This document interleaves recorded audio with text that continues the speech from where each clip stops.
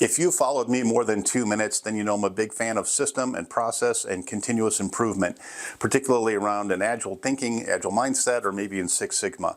So today I want to talk to you about the most ignored system on the planet that you're walking around with on your iPhone. And it's a Google Calendar. And so most of us don't necessarily want to have high regimentation with time blocking and so forth, but I want you to start using your calendar as a to-do list. Number one. Number two, I want you to develop a skill set where you start adding things to that calendar, and then you share that calendar with an assistant or a team member or some other type of delegate, so that person can start taking some of these things off your plate. So today what we're going to start with is a very basic setup on how to create the calendar, how to share the calendar, and what's the first thing that we think should probably go on that calendar. So this process is pretty simple, but it does take a few steps. The first thing you want to do is open up your calendar in Google Chrome, and if you don't know where that is, of course, just go to these 9 tiles. You're going to be able to find it. Bada boom, bada bang. Then what I want you to do is scroll over here to the left-hand bottom corner, and I want you to say, add a calendar with the plus symbol, create new calendar. This one, let's call it marketing calendar. Create the calendar, and that's done. So go back, and right there it is, marketing calendar. Now when you're in that brand new created calendar, you can scroll over to the side. You have those 3 dots, settings and sharing.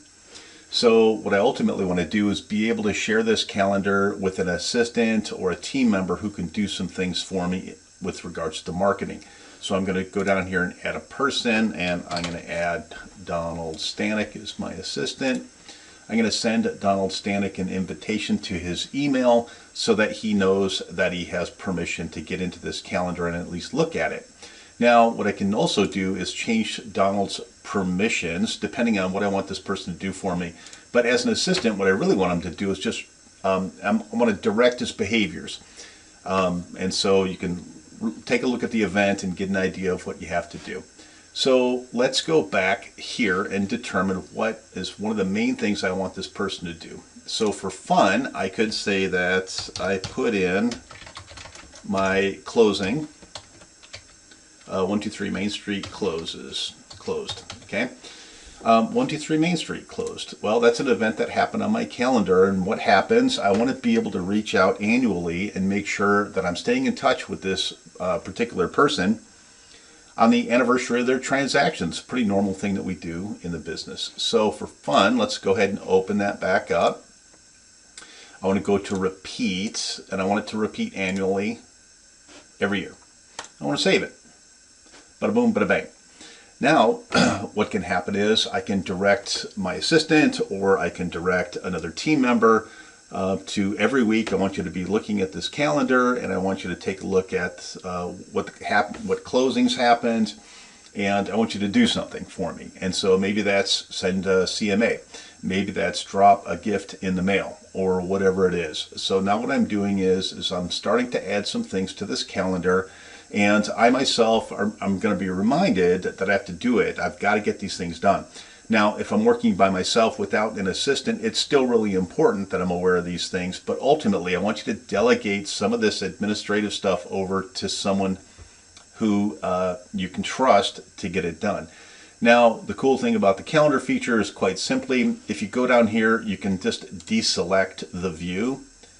And that way it doesn't clutter up your entire view of everything. And in fact, what you could do is just look at that one by itself, so you can see what marketing or what other activities do I have planned for this week that are basically to-do items that I might want to delegate to an assistant. So that wasn't so difficult, was it? But guess what? There's homework. So what I want you to do is a few things. I want you to create the calendar, and I want you to share it with someone that you trust. That might be an assistant, but if you're working by yourself, it might just be boyfriend, girlfriend, spouse, manager, something, mentor, accountability partner.